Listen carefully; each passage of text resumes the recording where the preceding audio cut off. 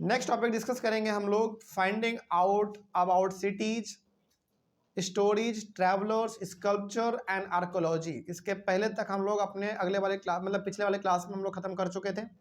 मतलब यहाँ तक हम लोग डिस्कस कर चुके थे। यहाँ तक में कोई डाउट आप लोगों को? कोई डाउट नहीं था? चलिए नेक्स्ट टॉपिक हमारा आज का रहेगा फाइंडिंग आउट अबाउट सिटीज, जिसमें हम लोग बात करेंगे stories, travellers, sculptures and archaeology के बारे में। ठीक है, शुरुआत किया जाए। सबसे पहला इसमें पॉइंट लिखा हुआ है जटाकाज। पहले यही जानेंगे कि आखिर जटाकाज क्या होता है, फिर आगे बढ़ेंगे।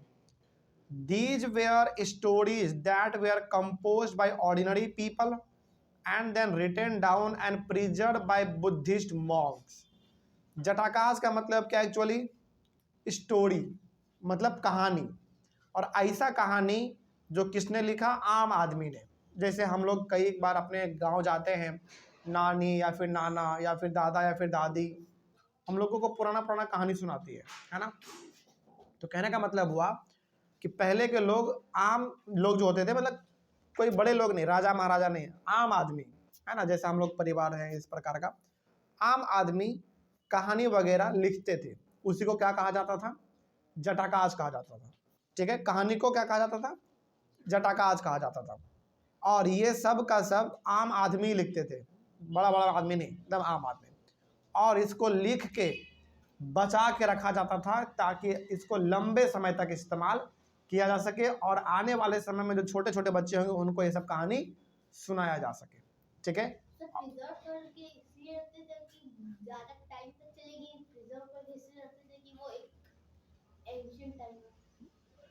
प्रिजर्व करके इसलिए रखते थे ताकि लंबे समय तक चले, पहला बात। दूसरा बात, ताकि चूंकि पहला बात तो ये था कि लंबे समय तक चले, और दूसरा बात प्रिजर्व करना इसलिए भी इम्पोर्टेंट था क्योंकि जो नए नए बच्चे जन्म लेंगे उनको भी तो कुछ कहानी सुनाना होगा ना, पुराना वाला। समझ में आ रही है बात? इसीलिए प्रिजर्व करके लोग रखते थे। और प्रिजर्व करके रखने का काम सबसे ज़्यादा कौन करते थे? बुद्धिस्ट लोग, मतलब जो बौद्ध धर्म को मानते हैं ना, जो बौद्ध भगवान को मानते हैं वो लोग। तो पहला पॉइंट में आपने ये सीखा कि जटाकाज बेसिकली क्या है? ये वैसे कहानी है, वैसे कहानियों के बारे में हम बात कर रहे हैं। जटाकाज का मतलब बता रहे हैं आपको। ठीक है, जटाकाज का मतलब हुआ वैसे कहानी जो कि आम आदमी पहले लिखा करते थे और लिख के उसको बचाया करते थे ताकि उस कहानी को लंबे समय तक लेकर जाया जा सके, और जो नए नए बच्चे जन्म लेंगे नए नए जनरेशन में उनको वो कहानी सुनाया जा सके। और ये बचा के रखने का ज़्यादातर काम कौन करते थे? बुद्धिस्ट लोग करते थे, मतलब जो बौद्ध धर्म को मानते हैं, बुद्ध भगवान को, वो लोग ये सब काम ज़्यादा करते थे। अगला है sculptures, carved scenes depicting peoples lives in towns, villages as well as in the forest. Sculpture का मतलब होता है मूर्तिकार। मूर्तिकार का मतलब जो मूर्ति वगैरह ऐसे बनाते हैं ना, उसको हम लोग कहते हैं स्कल्पचर।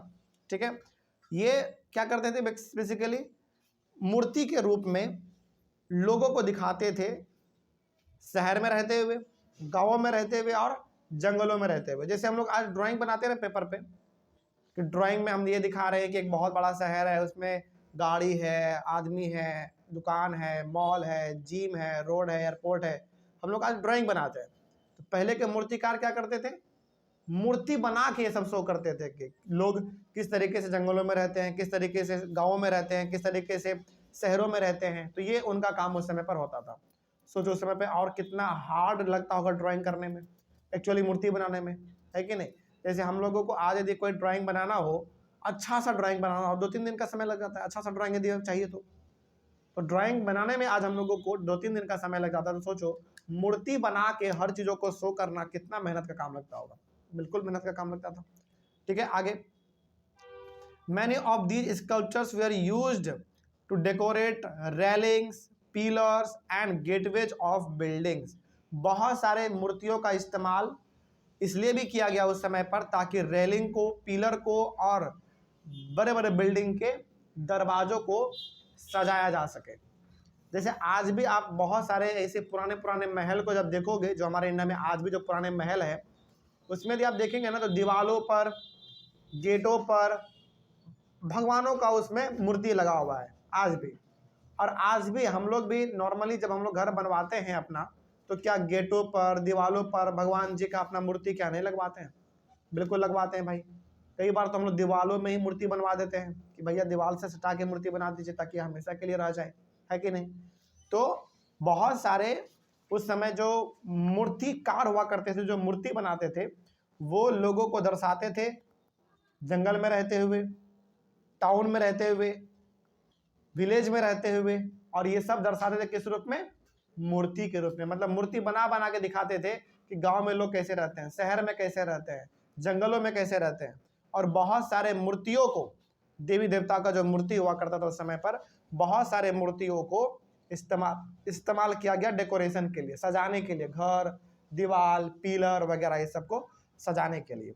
ठीक है, आगे अगला है रिंग वेल्स। ये रिंग वेल्स क्या था, अब जरा इसके बारे में भी समझ लो। Archaeologists have found rows of pots और सेरामिक रिंग्स। आप रॉज ऑफ पॉट्स बोलो या फिर सेरामिक रिंग बोलो, बात सेम ही है। Arranged one on top of the other, these are known as ring wells. मतलब यहाँ पे क्या था, ध्यान से इसको समझिएगा। रिंग वेल एक्चुअली हुआ, मतलब ये कैसा होता था, इसको आप सिंपली इसे समझ सकते हैं। ये ना एक तरीके का गड्ढा होता था, समझिएगा ध्यान से। ये इसमें कहा गया है रिंग वेल, मतलब गड्ढा, वो भी कैसा गड्ढा, रिंग जैसा गोल गड्ढा। ठीक है, और इस गड्ढे को एक्चुअली बनाया जाता था सिरामिक रिंग जैसा। मतलब सिरामिक रिंग का मतलब हो गया, सिरामिक का मतलब होता है मिट्टी, बहुत ही बेहतरीन मिट्टी हुआ करता था। मतलब ये जो रिंग वेल है एक्चुअली एक प्रकार का गड्ढा होता था उस समय का। समझ में आ रही है बात, क्या होता था, गड्ढा होता था। और इस गड्ढे का लोग अलग अलग चीज़ों के लिए इस्तेमाल करते थे। समझ में आ रही है बात। ये सब हम लोगों को कैसे पता चला भाई कि ये किस प्रकार का गड्ढा है, कैसे ये बनता था, आर्कोलॉजिस्ट लोगों ने बताया। मतलब वैसे, अच्छा आर्कोलॉजिस्ट का हमने आपको मतलब बताया था। आर्कोलॉजिस्ट का मतलब होता है वैसे लोग जो हमेशा जमीन को खोदते रहते हैं, खुदाई करते रहते हैं, ताकि ये पता चल सके कि पहले के लोग किन किन चीज़ों का इस्तेमाल करते थे, लोग कैसे रहते थे। उन लोगों ने जब जमीन को खोदा तो उनको बहुत सारे जगहों पर रिंग वेल मिला, मतलब गोल गोल कुआं जैसा गड्ढा मिला उनको। ठीक है, और इस गड्ढे का वो लोग अलग अलग चीज़ों के लिए इस्तेमाल करते थे। और इस गड्ढे बेसिकली इसमें इस गड्ढे के चारों तरफ घड़ा पाया जाता था, एक के ऊपर एक रखा हुआ, इस प्रकार का स्ट्रक्चर इसमें देखने को मिलता था। ठीक है, आगे these have been used as toilets, drains and garbage dump.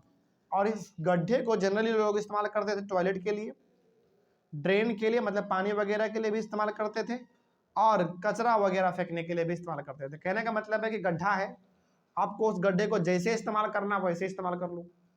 उस गड्ढे में कचरा फेंकना है, कचरा फेंक दो। उस गड्ढे को टॉयलेट के लिए इस्तेमाल करना है, टॉयलेट के लिए इस्तेमाल कर लो।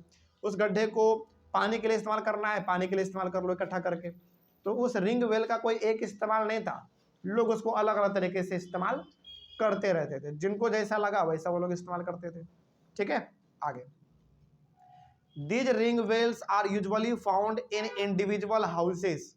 और इस प्रकार का रिंग वेल लगभग अधिकतर घरों में दिख जाता था, अकेला अकेला जैसे घर होता है ना गाँव में, उस प्रकार के घरों में भी दिख जाता था। इसका मतलब हुआ कि पहले के ज़माने में जो घर हुआ करते थे उसमें रिंग वेल एक बहुत बड़ा रोल प्ले करता था, और लगभग हर घर में एक रिंग वेल देखने को मिल जाता था। और उस रिंग वेल का लोग अलग अलग चीज़ों के लिए इस्तेमाल करते थे। कोई गड्ढा में कचरा फेंक रहा है, कोई पानी इकट्ठा कर रहा है, कोई उसको टॉयलेट के लिए इस्तेमाल कर रहा है, अलग अलग चीज़ों का, अलग अलग चीज़ों के लिए लोग इस्तेमाल इसको करते थे। समझ में आ रही है बात, कोई डाउट इसमें?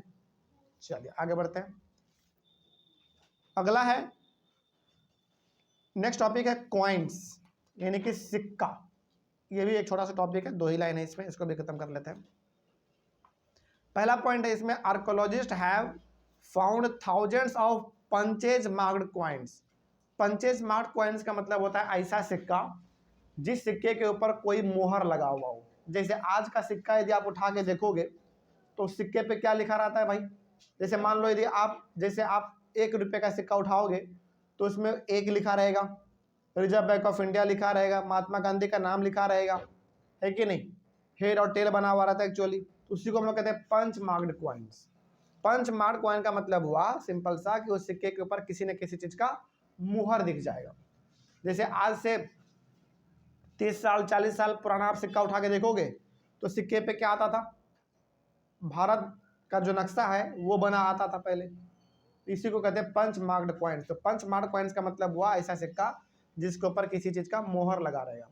थोड़ा सा यदि और पीछे हम लोग चले जाए मुगल के जमाने में, तो सिक्के के ऊपर मुगल राजा का फोटो होता था, जैसे अकबर का हो गया, हुमायूं का हो गया, बाबर का हो गया, समझ आ रही है बात। तो अलग अलग राजा लोगों का भी सिक्के के ऊपर वो हाँ वो रहता था, मतलब अलग अलग सिक्कों पे उनका चेहरा बना हुआ रहता था, उसी को कहते हैं पंच मार्क्ड कॉइन्स। ठीक है। About 500 years punch marked coins was used. लगभग आज से 500 साल पहले से लेकर, कहने का मतलब यहाँ पे सिंपल सा, लगभग 500 साल तक पंच मार्क्ड जो कॉइन है वो इस्तेमाल किया गया था। आज से 500 साल पहले तक इसका इस्तेमाल होता था। उससे पहले लोग सिक्के का इस्तेमाल नहीं करते थे। उससे पहले लोग क्या इस्तेमाल करते थे, जैसे सोना चांदी, इन सब चीज़ों का इस्तेमाल करते थे सामानों को खरीदने बेचने के लिए। तो ये पंच मार्क्ड कॉइन्स का जो इस्तेमाल है वो आज से लेकर 500 साल पहले तक ही हुआ है। उसके पहले सोना चांदी से काम चलता था। उसके बाद आज से 500 साल पहले जो हम लोग बात कर रहे हैं, आज से 500 साल पहले तक इसमें पंच मार्क्ड कॉइन चलता था, सिक्का वगैरह। क्योंकि सारे सोने को, अब देखो सोना भी है तो भाई अनलिमिटेड थोड़ी है, उसका भी तो लिमिटेड है एक, वही इसमें लिखा हुआ था। क्या कॉइन वाला टॉपिक भी समझ में आया? इस टॉपिक ये इस तरीके से हमारा ये टॉपिक भी कंप्लीट हुआ। अगला टॉपिक है सिटीज विथ मैनी फंक्शंस। इसको हम लोग अपने अगले क्लास में डिस्कस करेंगे। मिलते हैं अगले क्लास में। Thank you very much.